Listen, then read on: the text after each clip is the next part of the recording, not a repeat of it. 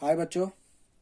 तो अब हमारा सेकंड टॉपिक है theorem 6.2 converse of basic proportionality theorem. Last video में हमने पढ़ा था बेसिक प्रोपोर्शनलिटी थ्योरम क्या होती है। ठीक है, तो इस वाली वीडियो में हम पढ़ेंगे उसका कन्वर्स, दैट मीन उसका उल्टा। ठीक है, तो बेसिक प्रोपोर्शनलिटी थ्योरम क्या होती थी। हमारे पास एक ट्राइंगल होती थी, हमारे पास एक ट्राइंगल होती थी ऐसे, जिसका नाम होता था ए बी सी। ठीक है, तो वो कहता था किसी भी साइड के A B side, B C side या ए सी साइड, किसी भी साइड के पैरेलल अगर आप एक लाइन ड्रॉ करते थे,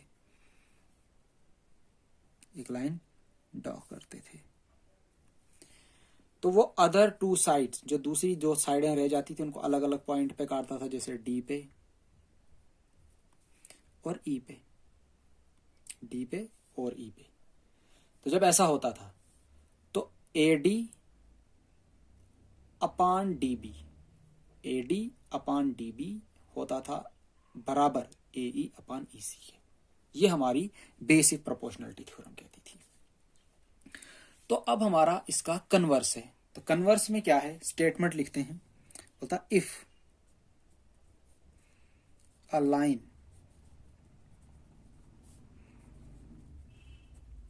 divides any two sides of a triangle in the same ratio, then the line is parallel to the third side। समझना स्टेटमेंट क्या कह रहा है।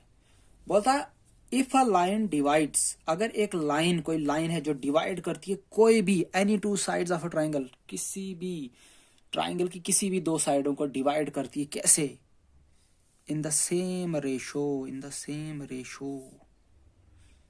तब then a line is parallel to the third side. जैसे हमने क्या किया, एक ट्राइंगल बनाई, हमने एक लाइन ड्रॉ की, हमें पता नहीं ये पैरेलल है कि नहीं है, लेकिन हमें पता है इस लाइन ने A D upon D B, A E upon E C को सेम रेशो में डिवाइड किया है, ये इसने कहा है स्टेटमेंट में। तो कह रहा है उसके बाद जब ऐसा होगा तो ये जो साइड होगी इस साइड के पैरेलल होगी। हो रहा है जो डी ई, जो ये लाइन होगी ये पैरेलल होगी बीसी के, BC that means third side के। ठीक है, तो हमें ये प्रूव करके देना है। तो सबसे पहले गिवन लिखते हैं भाई, क्या है भाई गिवन। शाबाश, हमारे पास गिवन क्या है, a triangle A B C in which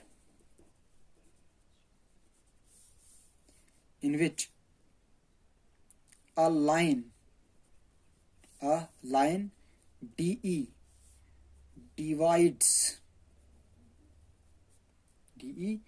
divides AB and AC in same ratio, that is AD upon DB is equals to AE upon EC। तो ये इसने कहा है। ठीक है, यहां तक कोई डाउट। उसके बाद हमने क्या करना है, टू प्रूव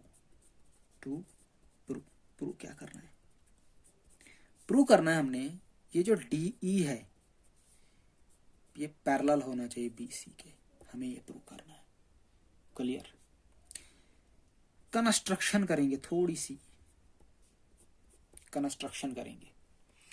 कंस्ट्रक्शन क्या करेंगे, हम एक लाइन ड्रॉ करेंगे BC के पैरेलल, DE डैश, हमने एक लाइन ड्रॉ की DE dash which is parallel to BC, draw a line DE dash which is parallel to BC, ये इसके पैरेलल है, तो अब इसका प्रूफ करते हैं। If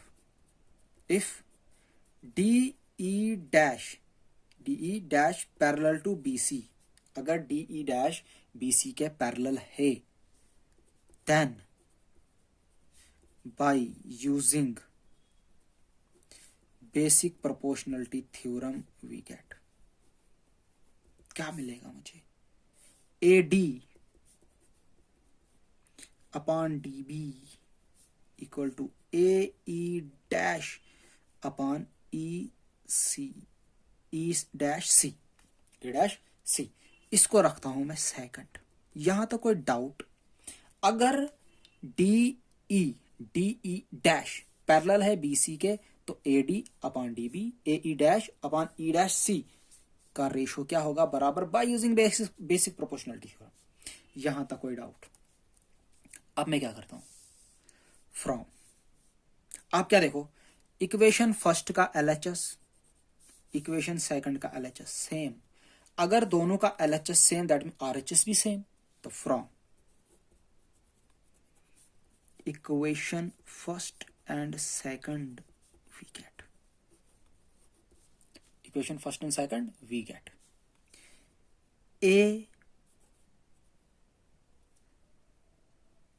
AE upon EC, AE upon EC is equals to AE dash upon E dash C।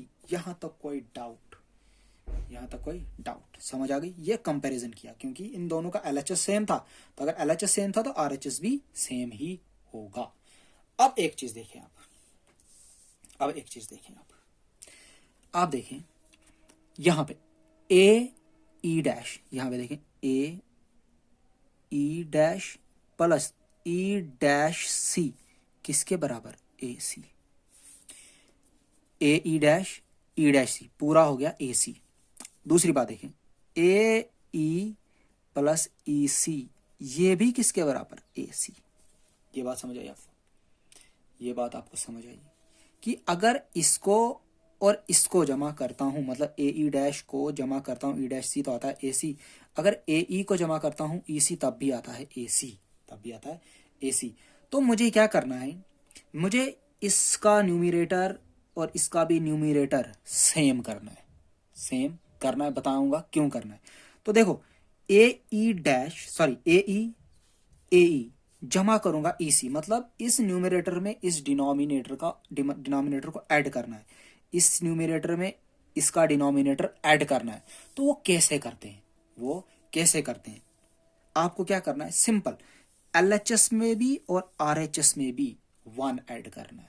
ध्यान रखना, अगर आपको किसी का भी न्यूमरेटर में उसी का डिनोमिनेटर ऐड करना है, समझना, अगर किसी भी फ्रैक्शन में अगर न्यूमरेटर कुछ होगा, उस न्यूमरेटर में ऐड करना है उसी का डिनोमिनेटर, तो आपको सिंपली उस फ्रैक्शन में ऐड करना है 1।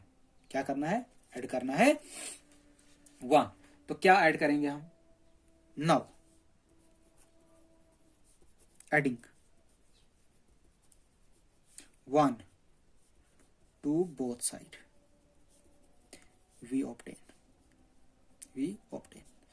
तो AE upon EC plus 1 AE dash upon E dash C plus 1।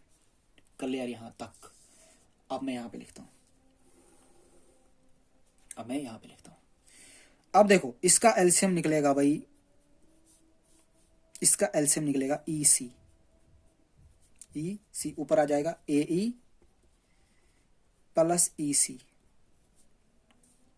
इसके नीचे 1, तो इसको इसके साथ मल्टीप्लाई किया आया ई सी, तो ए ई को 1 के साथ किया आया ए ई, और ई सी को 1 के साथ किया तो आया ई सी, इक्वल टू इसका एलसीएम आया ई डैश सी, ई डैश सी, तो ऊपर आ जाएगा A E dash plus E dash C. कोई प्रॉब्लम यहां तक? अब मैंने आपको पहले ही समझा दिया था, ए E plus E C, A E plus E C किसके बराबर? A C. A E dash plus E dash C, A E dash plus E dash C किसके बराबर? A C upon E dash C. This implies this one cancel, 1 upon EC, 1 upon E dash C, इसको मैं उल्टा कर देता हूं, EC is equals to E dash C, EC equals to E dash C। आप क्या देख रहे हैं? आप क्या देख रहे हैं? EC और E डैश सी, ध्यान से, यहां से, ध्यान से, ध्यान से, ध्यान से, ये क्या दिखा रहा है हमें? बोल रहा है ई सी, ई से लेके सी तक, ई से लेके सी तक, और ई डैश से लेके सी तक, ये बोल रहा है बराबर है। ये क्या बोल रहा है? बराबर है। तो अगर ये बराबर है तो दैट मीन्स ये लाइन पैरेलल है, दैट मीन्स ये लाइन पैरेलल है। क्योंकि दो डिस्टिंक्ट पॉइंटों पे कभी ये डिस्टेंस बराबर हो सकता है? नहीं हो सकता है। अगर ये दोनों पॉइंट एक ही जगह हैं तब ही ये बराबर होंगे। क्यों? कौन से? ई सी और ई डैश सी, ये बोला इन दोनों को बराबर, तो ये तभी बराबर होंगे जब ये पॉइंट एक ही जगह होंगे। तो ये एक ही जगह पॉइंट है, दैट मीन्स ये क्या है? पैरेलल। ये क्या है? पैरेलल। तो मैं क्या लिखूंगा? Hence या here,